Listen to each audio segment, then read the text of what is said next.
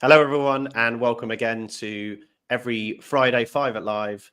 Myself and Ben Richards, we hopefully cover off all our trials and tribulations of business. We run a multitude of businesses, service-based businesses, property development businesses, and we want to share our top tips, learnings, key findings so that you guys can learn from them and implement processes within your business. And we've got a jam-packed agenda today. If you're listening on the podcast, it's the 15th of December, but without further ado, we'll be sharing Aura's architectures, Ben's architectural practices, first six-figure month. So if there's anyone out there running a five-figure a month or a six-figure business annually, you need to be tuning in on how Ben has achieved that. It's a huge feat. And hopefully we get some of our other businesses up to that stage as well. We'll be talking about negotiation tips, one of my favorite topics and areas of the business to be working in. Sometimes I feel like I should be working at a car boot center, but I'm not. Overage negotiations, we've had people in our community talk a lot about this. So I'll be sharing about how you can structure overage negotiations to de-risk it from you and make your schemes more profitable, but most importantly, get deals over the line. Buying a site every 4 weeks, what processes we have in place, and we've got some tips on how we make sure that that can happen. We are doing a light deep dive into Thame, our project in Oxfordshire, which we bought a few months back, but we've been working quite profusely on that scheme. So we'll be sharing an update on that. And then a bit of a snapshot on our social housing investment portfolio, which we're out for funding at the moment. And we'll be sharing details about that. We're luckily, someone asked a question on the last call, so we will be coming around to talk about multiple dwellings relief when buying sites. Cool. And for those of you that are tuning in potentially on Instagram Live, this will be the first for us. Welcome to this. Apparently, this is now a new feature for streaming platforms that we can now go across YouTube, LinkedIn, YouTube, and now Instagram as well. So that's amazing. Hopefully that will spread the news a little bit further and wider. I think Instagram's probably one of our most followed sort of platform, so actually now having a live feature there is absolutely brilliant. So let's crack on. So yeah, really successful month last month with Aura, our best ever in 6.5 years, which is super exciting. It does come off the back of 3 months of not such good performance. So although this sounds amazing, and it is amazing that we've managed to achieve effectively £108,000 revenue in November, it's keeping us on track of our targets over the sort of year to date. So it is a brilliant month, but it's kind of balancing out some of the poorer performing ones that we've had before that. But nonetheless, super achievement for the business. I think XP's business within Aura is sort of 30% of that, which is obviously great to have. And hopefully we can push that into 2024. So, we targeted this year to be a £1 million revenue business. And you can do the maths on that over 12 months, that's £83,333 per month. So last month was the first time that we've smashed that, and helps us and will help us into 2024 to try and get to that coveted million 7-figure revenue, which we haven't done yet, but I'm super excited to try and achieve that in 2024. This is huge. This is actually the first time I've heard of this. So huge congrats to Ben and the Aura team. I want to break that down a little bit more for the listeners, to what sort of I suppose an achievement that is, and what you can achieve if you put your mind to something. So we were actually in a business coaching call this week for XP Surveys, and our target client are architectural practices. And me going down a rabbit hole, I googled highest revenue architectural practices in the UK. And the 100th highest revenue business on that list was turning over 1.9 million.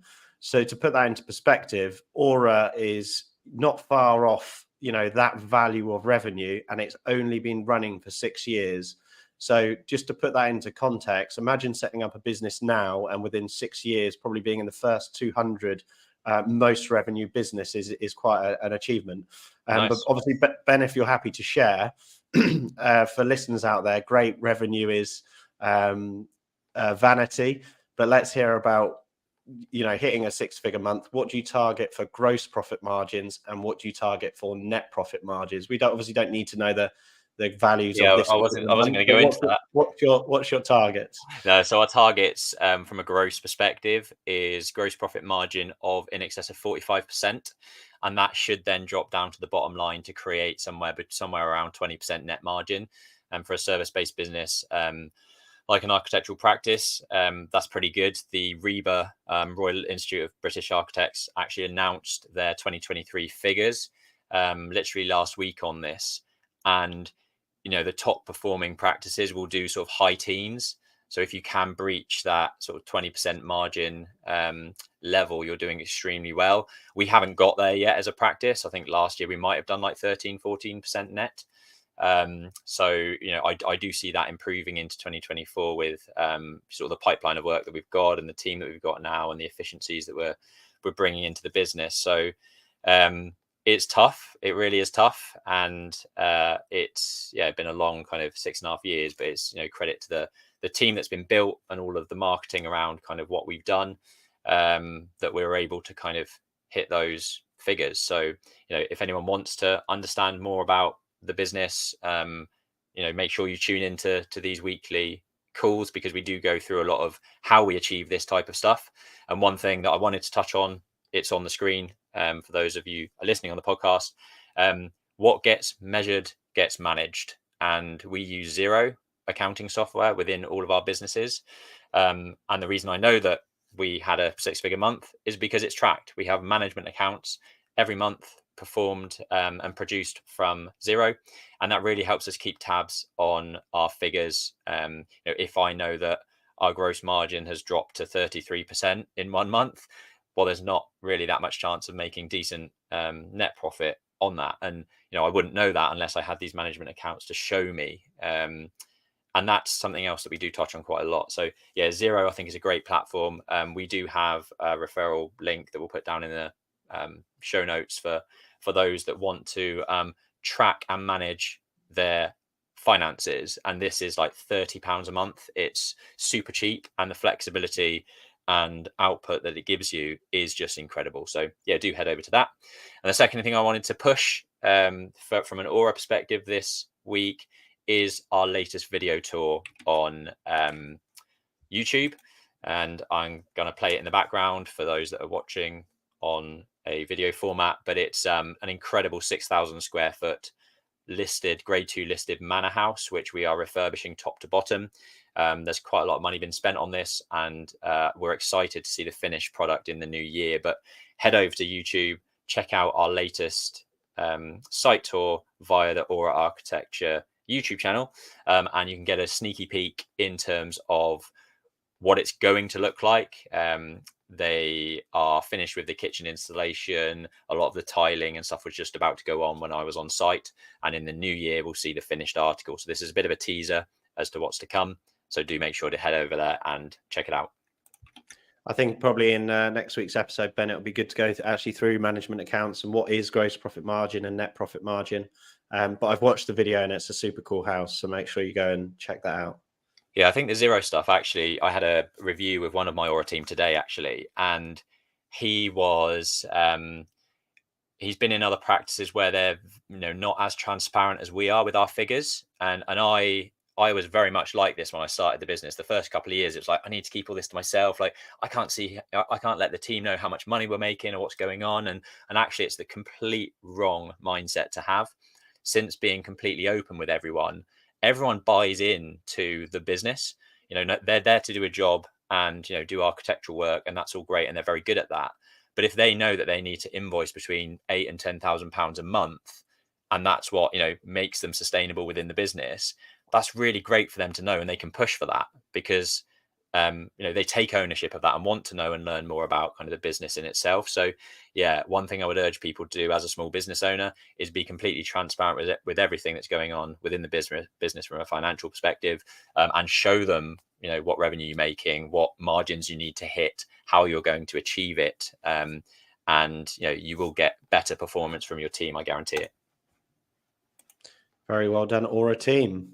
On to one of my sections, which is negotiations, and you can call it negotiations, sales, arbitrage, whatever it may be. But I think all of these tips that we're about to share hopefully give you, I suppose, more understanding of how you can sort of push the boundaries and get situations to suit you better, not only from a financial perspective, but also from a flexibility perspective. That's often a part that's sort of missed off.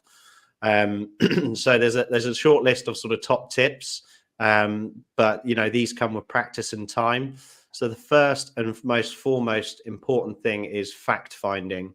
You need to be drilling into asking opening questions after closed questions after new opening questions to understand who you're negotiating against, and what their motives are. So Ben, if you tap again, there's the next point.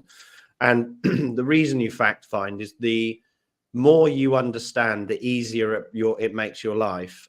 We actually did a session with my office manager. I just gave her a bit of a rundown, whistle stop tour on sales calls. And I coincidentally, she used to work in Costa Coffee. And I said, imagine I walk into Costa Coffee and I walk up to the counter. How are you going to sell me anything without asking me questions about what I like, how much I want to spend, whether I want food or a drink? And I think that's really key, that the more you know about the person that you're dealing with, the easier and more seamless it makes your process of selling. So for an example, using this as an analogy, let's say I walked up and I said, I'm thirsty, but I'm probably, not peckish. I've got a lunch meeting later. That I'm, want a drink, whether that be hot or cold. You might be able to sell me a coffee and a water and then a snack for before my meeting if it gets delayed or whatever it may be. So having known that information, you're going to sell me a lot better than just going straight in with a pumpkin pie or whatever it may be to sell to me. So that's really key to do the fact finding. Second point towards the fact finding is understanding the motives of the seller. They either want money or terms, and so the more money that they want, for an example, let's say you're selling an item or selling a property, the more money motivated they are to take the best offer that they can, the more flexible they need to be. Now, we've bought sites and actually paid more than guide price in some occasions, but controlled the terms of it so that it actually makes a more profitable scheme for us. Now, what that looks like is, let's say a property is listed on the market for £500,000. The vendor's being stubborn and wants £500,000. That means they are money motivated. Let's say that is slightly above what it's worth. Let's say it's worth 450. So rather than trying to constantly bid them in the ribs to get them down to 450, because they're money motivated, you're pushing against the grain and you're not going to get that result that you need. Whereas if you think about it, okay, they want £500,000. Sometimes it's the magic number that they've had set in their mind. How can I control this negotiation to actually suit us better? So if we bought a £500,000 property and we were carrying that site for a year to get planning permission or to get the neighboring site agreed or to get the rear garden agreed or whatever it may be, or even change a tenancy, that could take a year, which means that we'd be carrying that site, £500,000 worth of debt. Let's assume at 10%, which is the sort of going rate for lenders at the moment. That's 50K. So the way that I would position it is go, okay, we'll pay you £500,000, but we want it to exchange today and we want a year and a half to buy the property. They've got the value that they want, and then you're controlling the terms to actually create the same deal for yourself. So they're either money motivated or terms and time motivated. So the flip side of that is, if someone's put something in an auction, they're desperate, they need a deal done in 2 to 3 months, their monetary value is lower, and that is why people flood to auctions, because the cost comes down.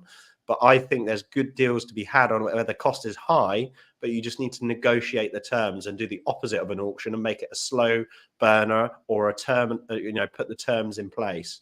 And I think that's a key takeaway for negotiating.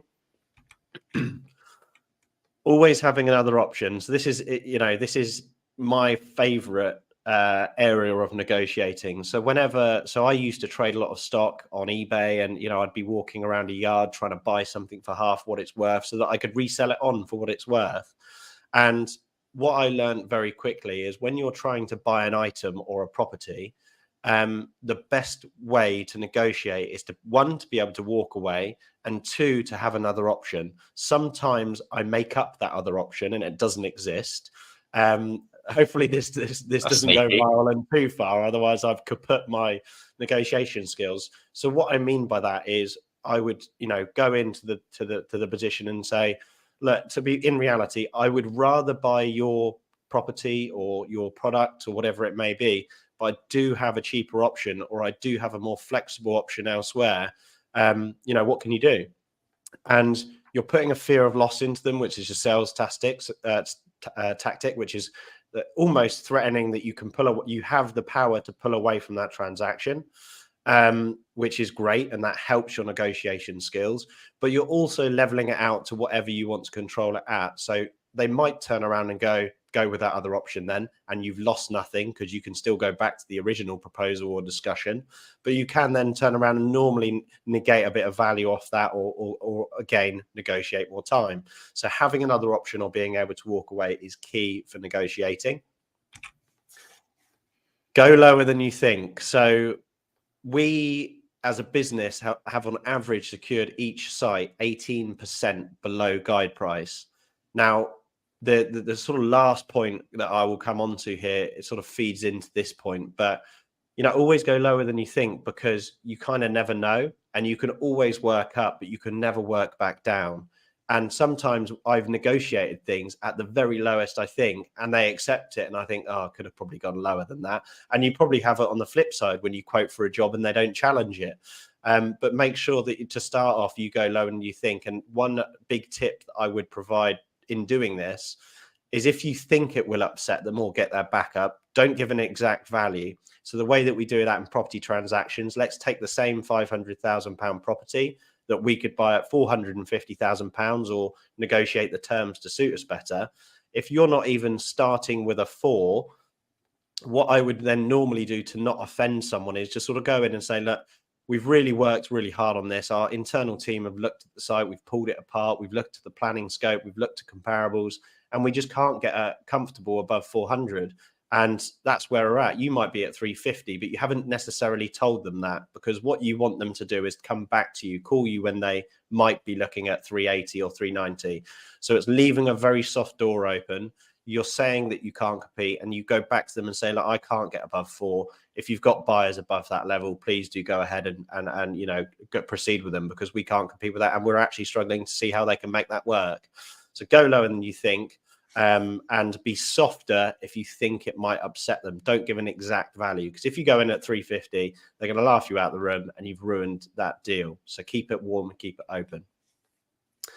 Call them out on their confidence. This is my favorite engagement with someone that I'm negotiating with. Whenever you're negotiating with someone selling a house, they all of a sudden become a land agent and know that, oh, well, you could get a double story side extension, rear extension, whatever it may be. And they all of a sudden, the phrase, the beauty is in the eye of the beholder, they think they're selling the best thing since sliced bread. So I call them out on that. I go, okay, well, if you think that we will achieve that, I will pay you X. If we don't, I will pay you Y.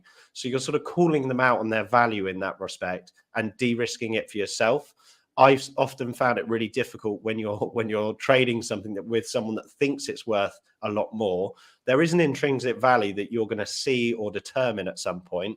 So pivot the value on that. And we actually, in the next slide, talk about overages. And that's a really good way of doing that. Because if they think the end value of the £500,000 house is £1 million, but you think it's worth £800,000, you can go, okay, I tell you what, I'll pay you £400,000 now for the house. And if I sell in excess of £900,000, I'll give you your final £100,000. So you're sort of calling them out on their confidence, and they can't not then back that up. And it's sort of armoring you to negotiate that deal way stronger for yourself by their own ego that's getting in front of them, or lack of knowledge. So call them out on their confidence, structure it so that you're de-risking it for yourself. And that's a really good way to turn that optimism background to suit you. And that's a really good tip for when someone is overly confident, overpricing, whatever it may be, to turn that back on themselves. Nice. Cool. Get the middle ground close to you. So this is quite a intricate sort of terminology and meaning, but the most common way of negotiating is splitting the difference. And I've already told you to go as low as you can, or as low as you think you can. And then if you split the difference between that, you're probably doing all right. But what you want to make sure you're not doing is, again, using the 500K house for an example, if they're at 500 and you started at 450, you splitting the difference is 475. Whereas if you started at 400, splitting the difference is 450. So make sure you get that middle ground as close to you as you can, so that when you compromise and do a fair deal of 50-50, they haven't sort of mentally adopted that you've really lowballed to get that middle ground low. But what you're negotiating is a bit like chess. We often offer knowing that it's not going to be the price that's agreed, but it gives us a really low bottom ground to do the fair value compromise of meeting in the middle. So you want to get that middle ground as low to you as possible, as quick as possible.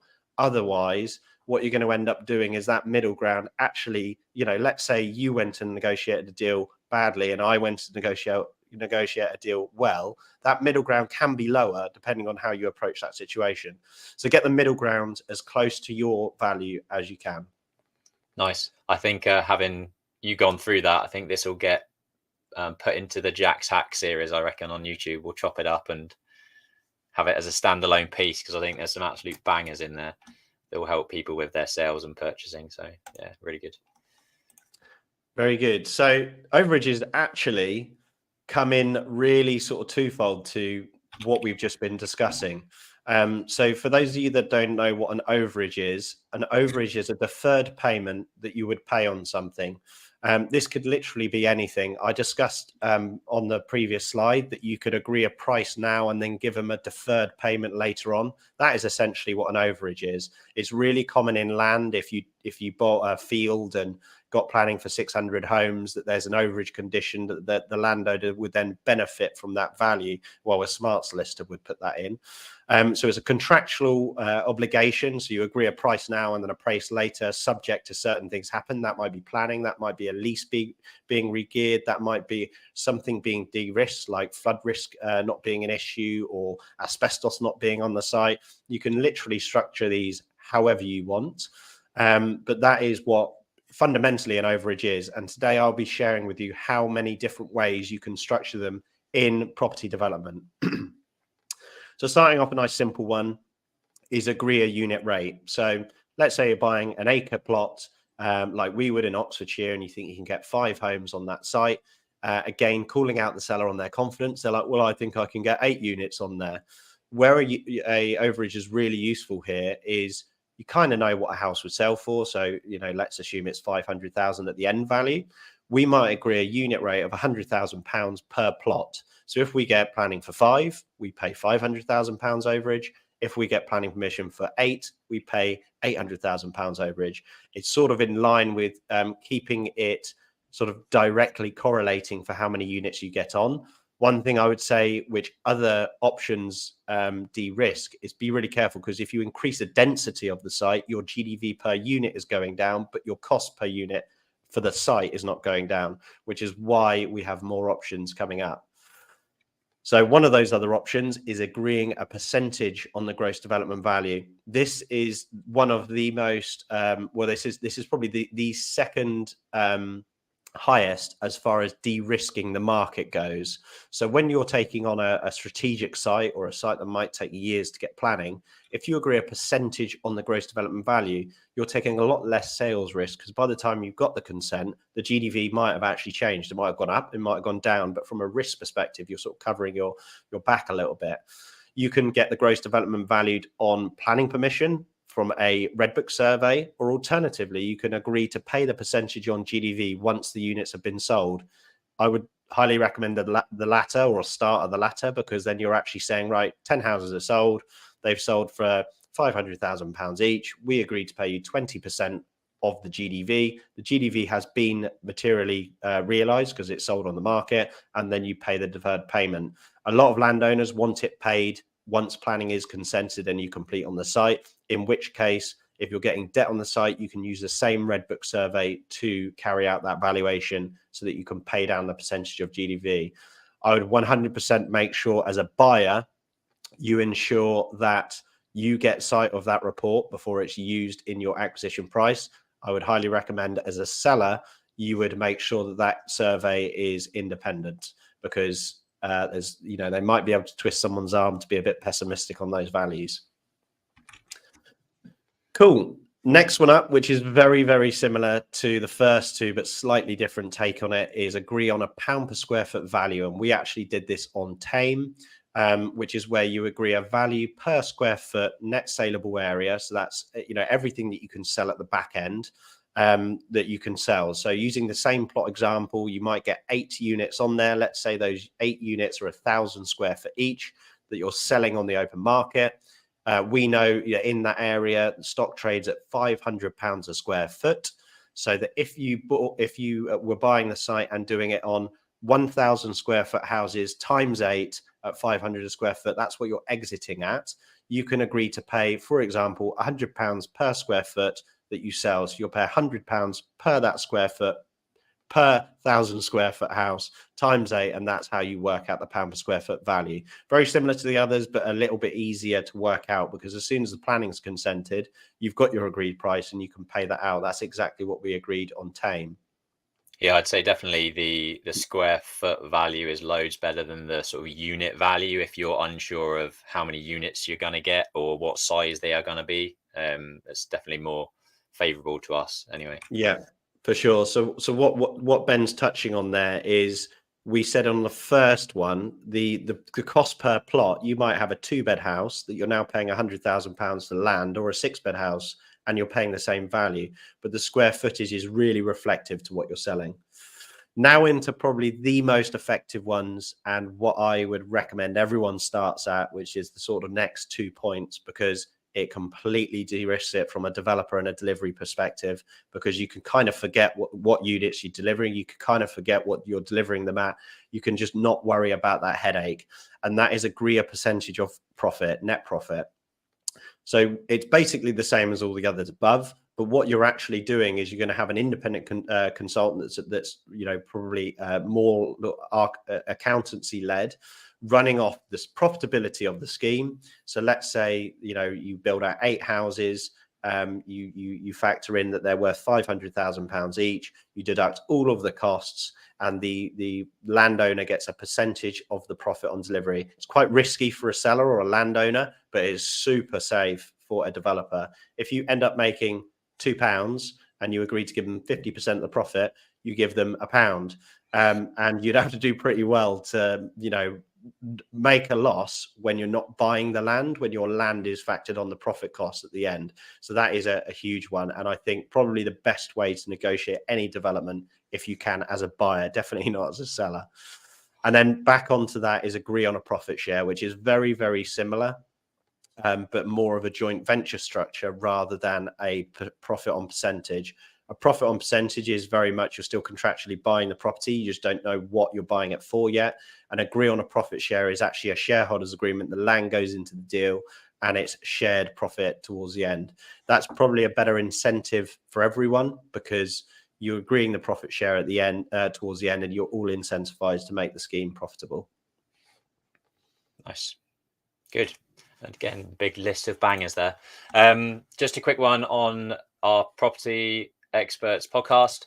We'll be launching about 2 episodes every week for the next sort of 2 months on Spotify, Apple, Castbox, Amazon Music. So if you're not subscribed or follow over there, do check it out. At the moment, it will be reruns of these lives that are on all of the video channels. But eventually, at some point, I'm sure we will have external guests come on and interview styley type podcast. So do tune in on that.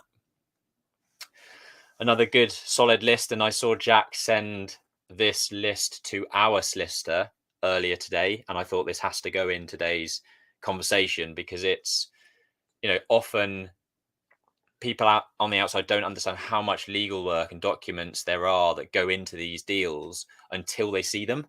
And it's stacks and stacks of paper that we're signing every time that we get into one of these deals, and not everyone really understands what each one is. So Jack basically sent a list that you see on the screen. One focuses on the suite of documents that the bank will want from you, and the other one is the suite of documents that you're going to have to get in with your investor. So they both kind of have to talk to each other. They're both also very much kind of standalone. So there's just a lot of back and forth between effectively 3-party solicitors, which we are currently going through at the moment because we're completing on one of our sites on Tuesday. So Jack, do you want to start running through some of those? Yeah, so this was, as Ben mentioned, this actually spun off.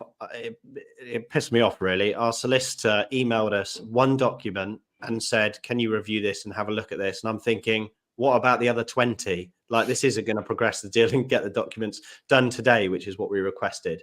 So it's good to really understand a checklist of every document that you need from each party, so that you can keep track on where they're at. Are they ready to be reviewed? Are they ready to be engrossed? Are they ready to be signed? Because until you get every single one of these documents done, complete, agreed with both the bank and the investor, signed, and hard copies out, you can't complete on a site. So starting with a bank, you normally have a facility agreement or a loan agreement, which is basically the whole MO of what they're lending, what property they're lending on. It is the overarching view of the prospect of you working with that particular bank. So the facility agreement normally details out everything else that's below this. The loan agreement is normally drawn in from more of an accountancy perspective. So it's obviously got a legal angle on it, but the loan agreement then specifically outlines the loan coming in, when it's due back, what default rate interest is, yada, yada. You then have your legal charge. Most banks take a first legal charge. That is a complete document on its own. Obviously, that gets filed with Companies House once you complete on the site, but there is a document that you need to go through, agree with your investor and the bank, and make sure that's complete. I get sent to land registry, yeah? Sorry, land registry, yeah. And then actually, if you're offering out, good point, the charges with land registry, not Companies House, but if you agree a debenture on the company, that will go to Companies House. So you know, Need to add that to the list. Actually, that's a good one. A debenture.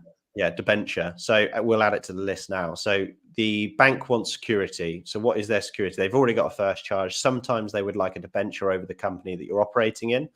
When you have SPVs, that's normally okay to give because you don't have any other activities going on, and it's probably not going to tarnish the scheme.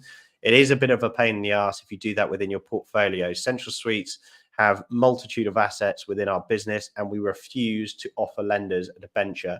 I was actually speaking to a lender we're doing a deal with in January, and it's their company policy to have a debenture over the company. And believe it or not, I said, I refuse to do that because every time I buy a new house, which is every quarter, I have to come to you cap in hand and go, by the way, we're buying this new house. We want to do this deal. And then they've got to consent to it, another £2,000 worth of legal fees, blah, blah, blah, blah, classic banks. So debenture document should be in there, but it's not, but we've talked about it, which is a relative document. Personal guarantee documents. Are you giving personal guarantees? One little tip, make sure that they're limited as best you can negotiate them or not negotiate them at all. But in reality, personal guarantee documents do need to be drawn up. What you need to then do with a personal guarantee document is get an independent solicitor from the one that's acting for you on the acquisition to give you independent legal advice to make sure that you are signing up to that debt or that risk or that, I suppose, liability, and you're fully aware of that. So that is another document that needs to be agreed, as well as the independent legal advice as a standalone. So when you're reviewing the PG documents, make sure you're booking in an ILA ahead of time so that you can get the deal closed off. Banks love to see a deed of priority, which is basically protecting their first charge security over any debts behind them. So that's a second charge, third charge, unsecured loans, directors' loans, whatever it may be. So a deed of priority is essentially protecting the bank and prioritizing the debts out. So in the event of a scenario that, insolvency, or they need to call in their loan, everyone else sits behind them and they have carte blanche righteousness over that. So deed of priority needs to be agreed. One reason that's a really key one is because your investor has to agree to that. So make sure that gets out early so that everyone can review it. Questions we also asked the bank, are they happy with the title and the property? Is there any other questions that we're going to get an hour before we're supposed to complete about the roof makeup? And is it asbestos, or does it have a pink door, or does it have any animals in the building? Believe it or not, we've had more questions than you can imagine at that stage, and you want to get those things resolved as soon as you can. And equally, are they happy with the insurance? Are they happy with the name that is on the insurance? We want to get all of these things agreed early on. It's right. We've got a really good. I kept that on there just to say that often all of these lenders will want a specific insurance, either first loss or and they will always want their name on the actual policy itself. So make sure that your insurance provider is lined up to kind of put that on, what do they call it? Put it live for when you complete. What do they call it? Yeah, so it's on risk. That's the one. Put it on yeah, risk. on risk. Yeah, really cool. And we've actually got a really good insurance broker. If anyone wants an introduction to Josh, he's super helpful. And then on to the investor, and some of these are similar, so I won't go into too much detail, but your shareholders agreement or your joint venture agreement needs to be agreed between you and your investor. It also needs to be agreed between the bank and the joint venture company, because the bank want to make sure that even though they got a deed of priority, you're not putting any clever wording to give them more security than the first charge. They will also have a second charge, which the bank need to approve, the investor needs to approve, because it needs to fall in line and within law of the deed of priority. Articles of association is essentially agreeing what the setup of the business is in short terms. I'm not legal, this isn't legal advice, but is basically agreeing what's going on within that company. After the articles of associations, you need the stock transfer forms, which is basically the trading paper to give the stock to your investor. So before we're buying a site, and for an example, we're doing a 50-50 JV, we allocate 100 shares in the business. At that moment in time, there's no value to the business because we haven't bought the site. It's a non-trading entity, but it's ready to buy the site. Those shares are probably worth £1. So we share 50%, £50 worth of shares to the investor just before we complete on the acquisition, so that we're a 50-50 shareholder in shares. And that's the stock transfer form that sort of reflects that. To agree to do that, you also need to do a board resolution, which is where you have a board meeting between all the members, which is normally me and Ben. You have a nice long chat about what's going on, and you sign it off with the chairman saying, yes, this meeting was held and we were happy to give away those shares. Sometimes you need to do board resolutions for also all of the bank facilities, PGs, corporate guarantees, or whatever it may be. So that's quite a key one, but very menial. And then last but not least, the investor's deed of priority, if there is one. But your deed of priority with you and your investor should be factored in the shareholders agreement, but just make sure that they're aware that there's one coming from the bank and that needs to be agreed. Nice. And just on the articles of association and shareholders agreement, we've done it in the past where it is a 50-50 joint venture, i.e. we own 50% of the business, they own 50% of the business, but actually there's a different profit share agreed. So let's say it's a 60-40% split of profit, but it's the 50-50 JV because people have 50-50 sort of what am I looking for? The voting rights and things like that need to be the same, but actually the profit share has been agreed to a different value. You can still be a 50-50 partner, but in the articles of association, it will stipulate that the investor gets 40% of the profit, we get 60% of the profit, or whatever agreement has been agreed. So lots of nuances there, lots of legal jargon. That won't be relevant to a lot of people if you're not at that stage and having to go through this process. But if you're not there yet, hopefully that's become really, a useful checklist for you to be going to your solicitors to say, can you tell us more about all of these things? Do we need all of them? Are they in place? Because I think, when we first got into this, we wouldn't have had a clue what half of these things were. Yeah. I will say, if you're out and about and want these, just comment checklist and we can get the list over to you. Yeah, nice. Cool. On to Thame. If you haven't tuned into episode 37, we do go really deep dive for like 45-50 minutes on this project, explaining all of the nuances and what we're doing. As a brief overview, we've bought an existing office building of about 17,000 square feet, and we will be chopping it up, part resi, part commercial, part new build. And over the last couple of weeks, we've really been pushing the architects hard, Aura, to kind of get as much value out of it as we possibly can. We always knew that there was enhancements to be had from the agreed and approved 22 unit scheme that already has planning approval for. And that's what we've been doing over the last couple of months. So what I wanted to show is kind of the value add and the enhancements that we've made and how much impact it has on the gross profit margin and the gross profit in itself in this table. So for those that are listening on the podcast, I'll try and be as descriptive as possibly can. And I've scenarioed 4 different avenues that we could have gone down. The first being just literally delivering what the approved 22 unit scheme was that has approval. And we purchased the site for around about £2.5 million. The GDV on that was just over 6 million. But when you break down the build costs and how long it would take us to deliver that, the profit was only about £613,000. So just shy of 10% on GDV. And if you sort of have listened to us and do your own developments, typically we don't want to be doing anything less than 20% on GDV. And that's the sort of magic number typically. So not the best project if we just delivered what we bought it with planning approval for.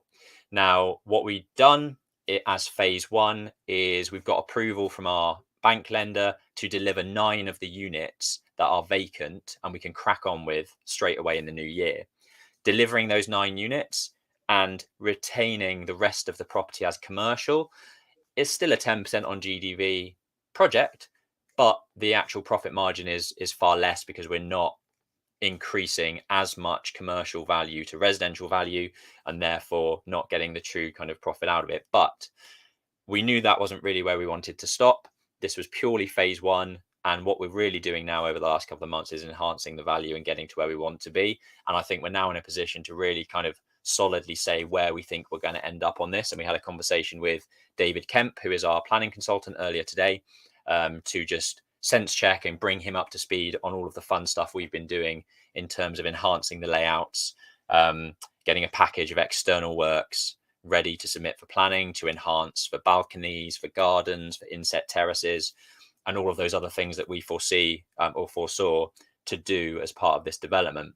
And the figures are just staggering compared to what we assumed it would be just delivering what was approved. So for those that are listening, we think we're going to end up with actually 19 units plus a small amount of commercial retained on site. The GDV will be actually about £1 million more than what the original approved scheme would be, at about £7.3 million. And the real difference here is actually the profitability. So we're talking about a £2 million profit on a £7.3 million GDV, which is just shy of 29% gross margin. And that's inclusive of all finance and legal costs, holding the site and a sales process. So a huge uplift in value for us as XP. But it doesn't stop there. So we discussed in greater detail in the deep dive about the future plans for the car park.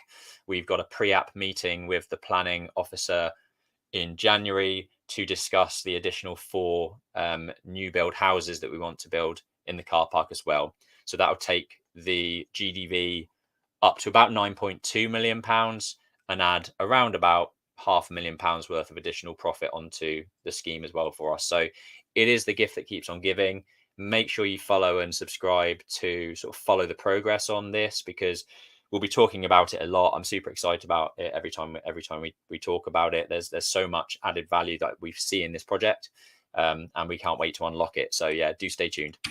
Ben, do you want to quickly go back on that and just make it full screen, just so anyone watching on video can pause and just look at the numbers in a bit more detail? Mm-hmm. Yeah, there you go. Cool. Only for a second, just so video watchers can pause. Yep. Cool. The gift that keeps on the gift that keeps on giving after the autumn budget. This one. Yes. Yeah, before that, not so much. Yeah. So if you've been following us on our channels, I suppose one of our most rapid growth trajectories across XP Property has actually been building a 140-bed social housing portfolio. And when we say 140, it's actually 140 studios. So, that's a mean feat in itself over a couple of years. But fortunately, because of the autumn budget, we're thankful that after the last few years of not seeing LHA rates going up, we have seen some change. And we're basically recapitalizing the business and, bringing someone on the journey to take some of that upside of the change. And also either we've been open to a sale for the last couple of years, trying to get that in place for completion. Now we're approaching completion. We're taking that a lot more seriously, but we're also open for either an equity joint venture investor to come in, or alternatively, someone that just wants to buy this and hold it for a long period of time, because the rent roll is very strong. It's government supported income, so it's paid via universal credit, then via LHA rates to a registered providing housing association, who is our tenant on a commercial lease. Some of the leases are 10 years, some of them are 25 years, but we're reaching out to people that are either looking for a quick turnaround, return on cash for us to come in and sell the portfolio, or a slower burn, someone that wants to sort of buy a yield, and a good yield at that. But obviously, you won't know the yield in your sort of drawer of what good yields are until we sit down and have a call. So definitely reach out to us if you're interested in any form of social housing or investment, or fixed investment, or alternatively buying a portfolio or even an asset for that matter. Nice. Cool. We'll try and tie this up, because I know things are getting quite late. But we always ask what you're struggling with in your business. We have a couple of comments, every week from people on the various platforms, and a certain Dave Williams, thanks Dave for the comment, has asked, multiple dwellings relief, what's the lowdown? So if you haven't heard of this is all about stamp duty land tax. And I'm going to give you a very quick example, just to hopefully, this is not tax advice. Please speak to a tax advisor. But with these figures and a very brief overview and understanding, hopefully you'll get the sense of how powerful this can be when purchasing blocks of flats or multiple dwellings as part of the same transaction. So I've got an example here on the screen, and the example is, if we're purchasing a property for £2 million, the house is converted into 5 flats. So actually, you're buying 5 dwellings as part of that one transaction. Now, if you don't know about multiple dwellings relief, or your solicitor hasn't advised you that there is multiple dwellings relief, what you would pay on that stamp, what you would pay on that in terms of stamp duty is £211,000, £250. £2,250. So a big number, and almost, what's that, 10.5% of the acquisition price. It's worth pointing out that is if you were buying it within a limited company, or a buy-to-let portfolio, outside of just your private residence, which most of the people listening to this, I'm hoping, would be. You're not buying this as you're not buying multiple dwellings as part of your residential estate or your private home. So it's a good point though. Just over 10% in stamp duty, which is massive. So how does multiple dwellings relief work? Well, it breaks it down individually. So if you've got 5 flats as part of that purchase, let's say they're all worth £400,000 each, what multiple dwellings relief would do is calculate the stamp duty on those smaller pieces. So stamp duty on a £400,000 house is £19,500. And then what they would do is multiply that by 5, which is the number of flats. So you got 19,500 times 5 is £97,500. That's a huge saving, almost £115,000 saving, just by applying multiple dwellings relief to that transaction. And this can also help for buying properties that have planning approval for conversion, not necessarily have been fully converted. But if you are in the act of converting a property from 1 to 5, for example, multiple dwellings relief also applies. But obviously speak to your tax advisor on an individual basis. But that hopefully gives you a quick overview of why multiple dwellings relief is so important and you need to know about it. If all of that has gone over your head, because we've been in this many, many years, and it still sometimes on some acquisitions goes over my head.